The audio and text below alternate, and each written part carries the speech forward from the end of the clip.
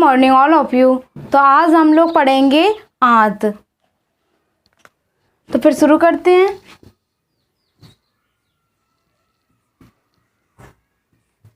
आंत को अंग्रेजी में कहते हैं इंटेस्टाइन। तो हम पढ़ेंगे कि मनुष्य के शरीर में दो प्रकार के आंत पाए जाते हैं। पहले प्रकार की जो आंत है उसे हम कहते हैं छोटी आंत।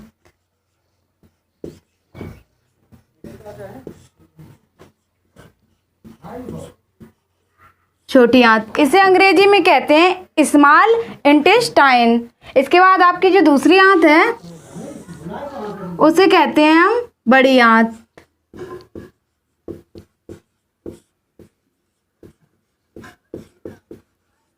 इसे अंग्रेजी में कहते हैं लार्ज इंटेस्टाइन। तो सबसे पहले हम बात करते हैं कि आंत जो है आपकी वो पूरे आंत की लंबाई की हम बात करते हैं। जो आपकी आंत है वो आपकी आंत होती है 22 फीट।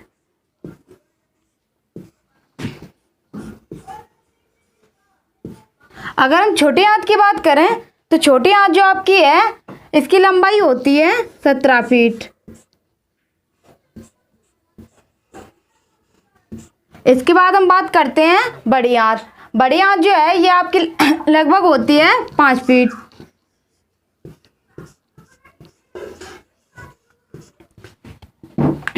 तो यहाँ पर आप देख रहे हैं कि जो छोटी आंत है इसकी लंबाई जो है 17 फीट होती है, फिर भी हम इसे छोटा कह रहे हैं। और जो आपकी बड़ी आंत है ये 5 फीट है, फिर भी इसे हम बड़ा कह रहे हैं। तो यहाँ पर आपको समझना है।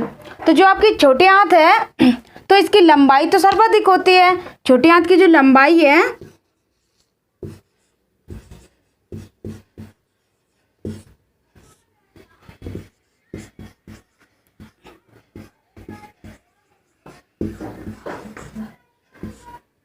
जो आपकी लंबाई है छोटी आंत की जो लंबाई है इसकी लंबाई तो सर्वाधिक होती है, लेकिन इसका जो व्यास होता है व्यास वो कम होता है। इसकी जो मोटाई होती है वो कम होती है। किससे कम होती है? तो बड़ी आंत से।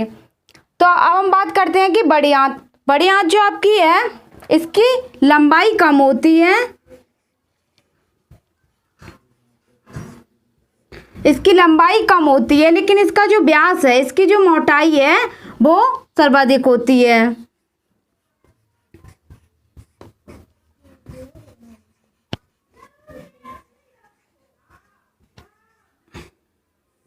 तो यहाँ पर आपको देखना है कि हम फिर से एक बार आपको बता दें। हमने जैसा कि आपको बताया कि छोटी आंत है इसकी लंबाई 17 फीट है, फिर भी इसे हम छोटा, इसकी लंबाई तो अधिक होती है लेकिन इसका व्यास जो है वो कम होता है। इसकी जो मोटाई है वो कम होती है, इसलिए इसे हम छोटा कह रहे हैं। और जो आपकी बड़ी आंत है इसकी लंबाई कम होती है और इसका व्यास सर्वाधिक होता है। तो यहाँ पर आपको देखना है कि यहाँ पर व्यास के आधार पर छोटी या बड़ी हम कह रहे हैं, लंबाई के आधार पर नहीं। इसके बाद हम बात करते हैं कि छोटी आंत और बड़ी आंत में ऐसी कौन सी संरचना पाई जाती हैं जो भोजन के पाचन में सहायता करती हैं।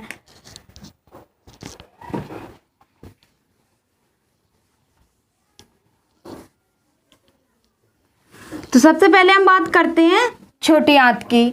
छोटी आंत जो आपकी है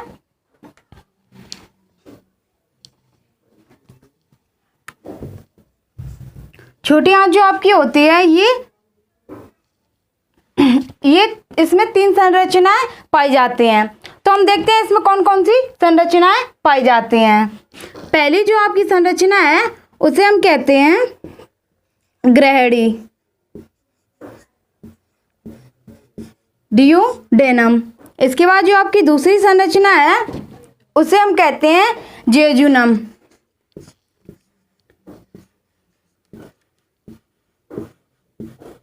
इसके बाद जो आपकी तीसरी संरचना है उसे हम कहते हैं इलियम। ठीक उसी तरह बड़ी आंत भी आपकी 3 भागों में बटी होती है। बड़ी आंत जो आपकी है ये भी 3 भागों में बटी होती है। तो पहला जो भाग है आपका, पहला जो भाग है उसे हम कहते हैं सीकम। और जो आपका दूसरा भाग है उसे हम कहते हैं कोलन। और जो आपका तीसरा जो भाग है उसे हम कहते हैं रेक्टम। तो इस तरह से आपकी छोटी आंत हो गई और बड़ी आंत होगी। तो अब हम आपको यहाँ पर समझाने की कोशिश कर रहे हैं कि पाचन कैसे होता है। तो सबसे पहले हम एक सिंपल सा डायग्राम बनाते हैं। ये रहा आपका मुगवा, ये रही आपकी ग्रासनली। ग्रासनली के बाद ये आपकी रही आमाशय, आमाशय। और इसके बाद ये आपकी रही आमाशय से जुड़ी हुई, ये आपकी रही डियोडेनम यानी कि ग्रैडी। तो हम बात करते हैं कि यहाँ पर एक संरचना आपकी पाई जाती है जिसे कहते हैं यकृत। इसे अंग्रेजी में कहते हैं लीवर, लीवर। ये आपका रहा यकृत। इसके बाद जो आपकी जो आमाशय से जुड़ी हुई जो डियोडेनम है, जो आपकी ग्रैडी है, यहाँ पर एक संरचना पाई जाती है, पत्तीनुमा एक संरचना पाई जाती है। इस पत्तीनुमा संरचना को हम कहते हैं अग्नाशय।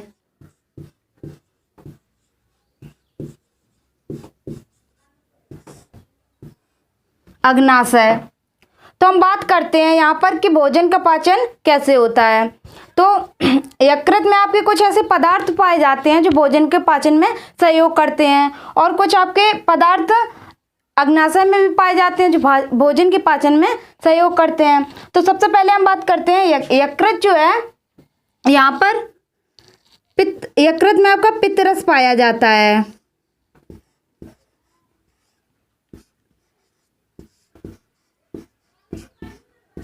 पित्तरस। और जो आपका पित्तरस है ये तो यकृत में पाया जाता है, लेकिन ये इकट्ठा कहाँ पर होता है? जो आपका पित्तरस है ये इकट्ठा कहाँ पर होता है?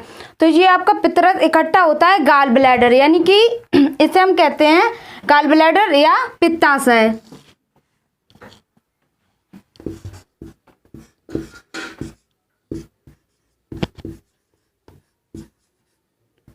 तो एक बार हम फिर से आपको बता दें कि जो आपका यकृत है, यकृत से एक रस स्रावित होता है, उस रस का नाम है पित्तरस। और पित्तरस जो है ये इकट्ठा होता है पित्ताशय में। तो सबसे पहले हम बात करते हैं कि पित्तरस, पित्तरस में सबसे पहले हम बात करते हैं कि भोजन का पाचन कैसे होता है।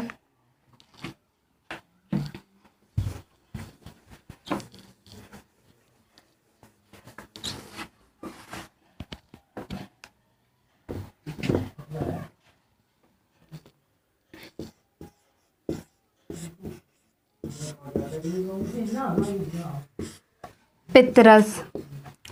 तो यहाँ पर हम बात करते हैं कि पित्तरस जो आपका है, यहाँ पर कोई भी किसी भी प्रकार का कोई एंजाइम नहीं पाया जाता है। पित्तरस में आपका कोई भी एंजाइम नहीं पाया जाता है। तो हमने आपको बताया था पिछले लेक्चर में कि जब कोई भी एंजाइम नहीं रहेगा तो भोजन का पाचन नहीं होगा। तो जब एंजाइम नहीं होगा तो भोजन का पाचन नहीं होगा। तो आपको यहाँ पर देखना है कि पित्तरस जो है इसका एक महत्वपूर्ण कार्य है, उसे आपको देखना है। पित्तरस जो है ये वसा को जल में घुलनशील बनाता है।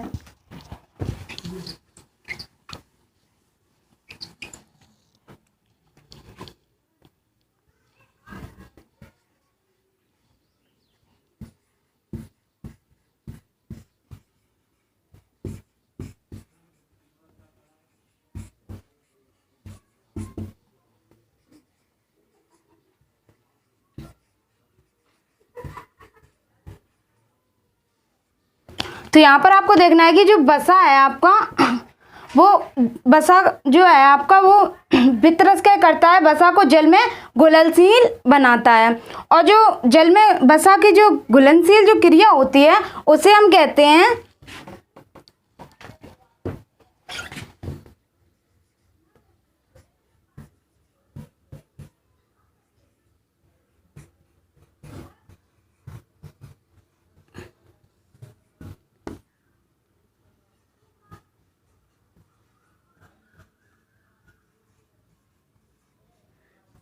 तो हम आपको फिर से एक बार बता दें, जो हमने बताया कि पित्त रस जो है ये वसा को जल में घुलनशील बनाता है, और जो जल में घुलनशील की जो क्रिया होती है उसे हम इमल्सीकरण या पायसीकरण कहते हैं। तो आपको ये याद रखना है, वसा एक जटिल पदार्थ होता है, इसे पचाना कठिन होता है, इसलिए इससे पहले जल में घुलनशील बनाता है पित्त रस, तो आपको ये याद रखना है। इसके बाद हम बात करते हैं अग्नाशय।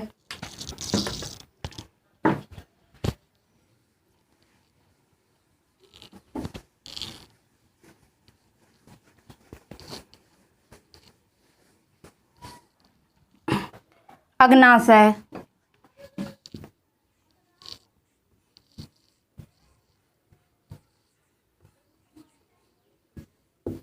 अग्नाशय जो है इससे एक रस स्रावित होता है, उस रस का नाम है अग्नाशयी रस।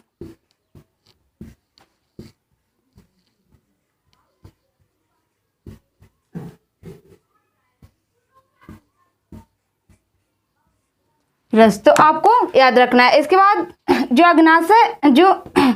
अग्नाशयी रस जो है, अग्नाशय है, इसे पूर्णपाचक रस भी कहते हैं।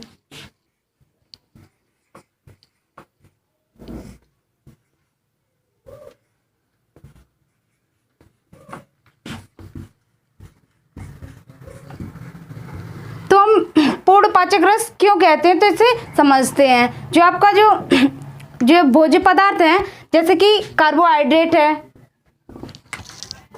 जो आपके भोज्य पदार्थ हैं जैसे कि कार्बोहाइड्रेट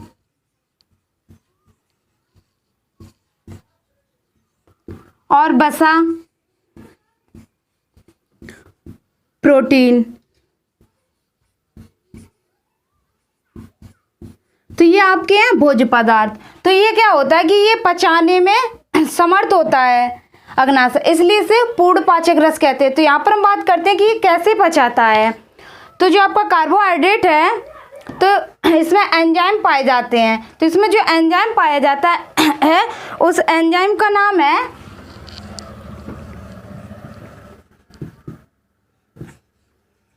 एमाइलेज। और जो आपका वसा है, इसमें जो एंजाइम पाया जाता है उस एंजाइम का नाम है लाइपेज।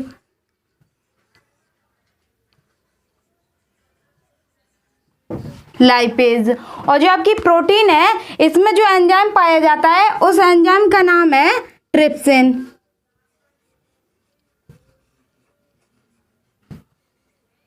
तो यहाँ पर आपको देखना है, जैसा कि हमने आपको बताया है कि अग्नाशय से अग्नाशयी रस निकलता है और इसे पूर्णपाचक रस भी कहते हैं, तो ये आपको याद रखना है। और हमने बताया है कि इसे पूर्णपाचक रस क्यों कहते हैं, क्योंकि ये जो भोज्य पदार्थ आपके हैं इसे पचाने में समर्थ होता है। तो ये कार्बोहाइड्रेट जो है, ये एमाइलेज एंजाइम निकलता है, इससे पाचन होता है। और जो आपका वसा है, ये लाइपेज एंजाइम निकलता है, वसा को पचाता है। और जो आपका प्रोटीन है, ये ट्रिप्सिन एंजाइम पाया जाता है। तो आपको ये याद रखना है।